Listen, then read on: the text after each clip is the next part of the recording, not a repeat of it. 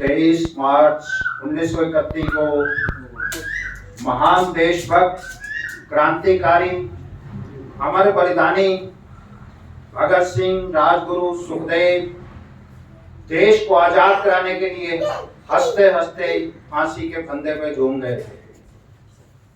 कांग्रेस के इतिहासकार पट्टाभी सीतारमैया ने कांग्रेस का इतिहास लिखते हुए कहा कि मैं कांग्रेस का क्या इतिहास लिखूं, क्योंकि देश को आजाद कराने में 85% आर्य समाजियों का योगदान रहा है।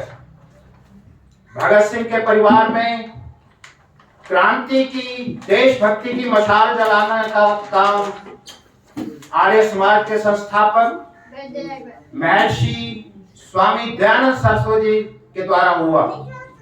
भगत सिंह जी के दादा महर्षि दयानंद जी के आरंभिक शिष्यों में से एक थे। उनका यज्ञोपवीत संस्कार भी महर्षि दयानंद जी ने स्वयं करवाया। यज्ञ के प्रति सरदार अर्जुन सिंह, भगत सिंह जी के दादा, उनमें अपार यज्ञ के प्रति श्रद्धा थी। कहीं भी जाते थे तो यज्ञ सामग्री और हवन कुंड साथ लेके जाते थे। भगत सिंह के चाचा सरदार अजीत सिंह भी देशभक्त क्रांतिकारी थे। भगत सिंह का जन्म 28 सितंबर 1907 को पंजाब के खटकड़ कला गांव में हुआ। भगत सिंह के पिता सरदार किशन सिंह और माता विद्यावती, जब उनका विवाह हो रहा था तो सिख होने के नाते गुरु ग्रंथ के फेरे ना होके यज्ञ कुंड के गेट वैदिक रीति से उनके विवाह संस्कार हुआ और फेरे हुए। उनके भगत सिंह और उनके भाई जगत सिंह, उनका भी यज्ञोपवीत संस्कार, यज्ञ प्रार्थना के रचना का लोकनाथ तर्कविद वाचस्पति जी ने करवाया था। भगत सिंह की जब उनका यज्ञोपवीत संस्कार हो रहा था तो उनके दादा सरदार अर्जुन सिंह जी ने दोनों पोतों को, भगत सिंह और जगत सिंह को, एक को दाएं बाजू और दूसरे को बाएं बाजू लेके यह प्रतिज्ञा करी कि मैं इन दोनों पोतों को देश की बलि वेदी पर दान करता हूं। भगत सिंह की शिक्षा अपने गुरुदत्त विद्यार्थी लाला लाजपत राय और हंसराज जी द्वारा स्थापित 1 जून 1986 को डीएवी कॉलेज लाहौर में उन्होंने शिक्षा ग्रहण करी और लाला लाजपत राय द्वारा संचालित नेशनल कॉलेज में भी उन्होंने शिक्षा ग्रहण की। भाई परमानंद जी के संपर्क में आने से उनके अंदर, भगत सिंह के अंदर भी एक देशभक्ति की क्रांतिकारी भावना जागृत हुई।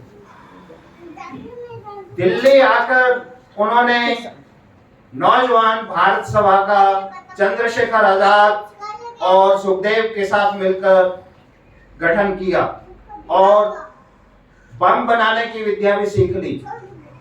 उन्होंने अपनी क्रांतिकारी देश आवाज को पूरे देश में फैलाने के लिए बम दिल्ली में असेंबली में जाकर बटुकेश्वर दत्त के साथ जाके बम विस्फोट किया।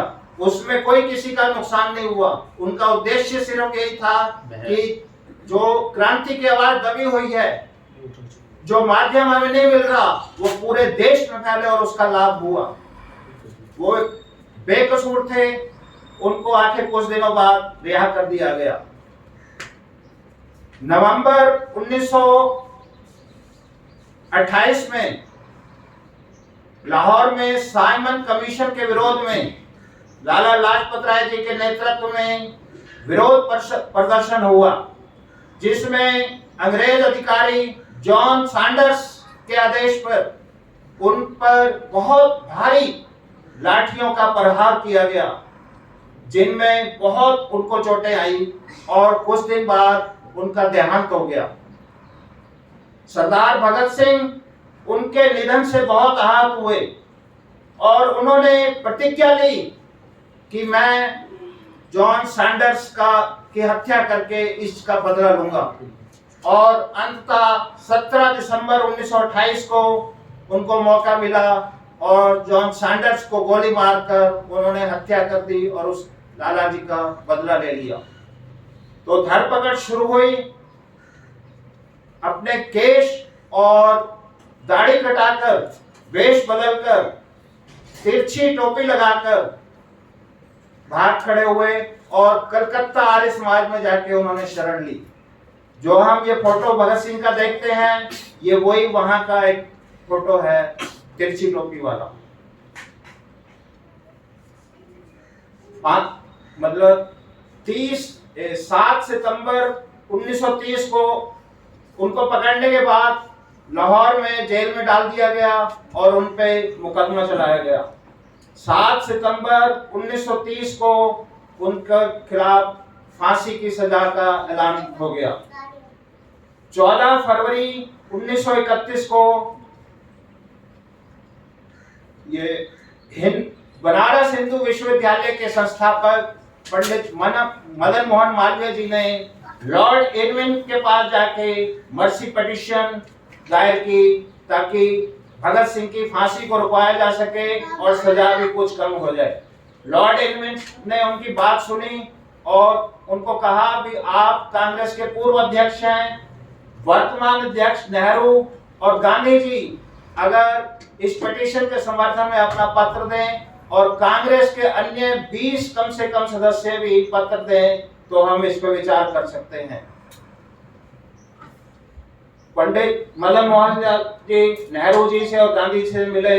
उन्होंने इस मामले में बिल्कुल चुप्पी साध ली, कोई उन्होंने इस तरफ सोच नहीं बनाई और अंततः 23 मार्च 1931 को उनको फांसी की सजा का दिन तय हो गया। फांसी की सजा से कुछ दिन पहले उनकी माँ उनको जेल में मिलने गई। माँ का दिल भावुक होता है तो माँ रोने लगी। माँ को भगत सिंह जी समझाते हैं, माँ रोना नहीं है, अगर तुम रोओगी तो हम कमजोर पड़ जाएंगे। हमने हंसते हंसते फांसी के फंदे को चूमना है और देश के लिए अपना बलिदान देना है। उस भगत सिंह जी अपनी माँ को समझाते हुए और देशवासियों के लिए भी एक संदेश देते हैं एक गीत के माध्यम से।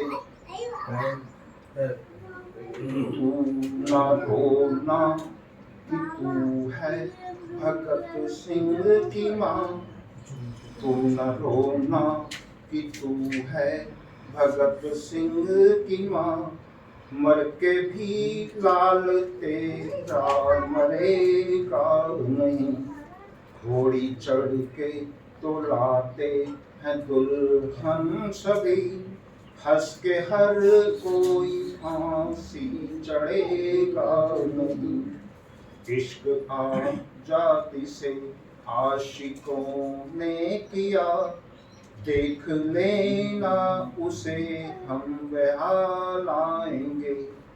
ऐ वतन हमको तेरी कसम, तेरी राहों में जान तक लौटा जाएंगे, जब शहीदों की अर्थी उठे धूम से, देश वालों तुम आंसू बहाना नहीं, पर मनाओ जब आजाद भारत का दिन, उस घड़ी हम तुम हमें भूल जाना नहीं, लौट कर आ सके ना जहां में तो क्या, याद बन के दिलों में तो आ जाएंगे। ऐ वतन हमको तेरी कसम, तेरी राहों में जान तक लुटा जाएंगे। फांसी वाले दिन अमर शहीद काकोरी कांड के नायक पंडित राम प्रसाद बिस्मिल जी की फांसी से पूर्व लिखी गई कुछ पंक्तियां गुनगुनाते हुए वो फांसी के फंदे पे चूम गए। सरफरोशी की तमन्ना अब हमारे दिल में है, सरफरोशी की तमन्ना अब हमारे दिल में है।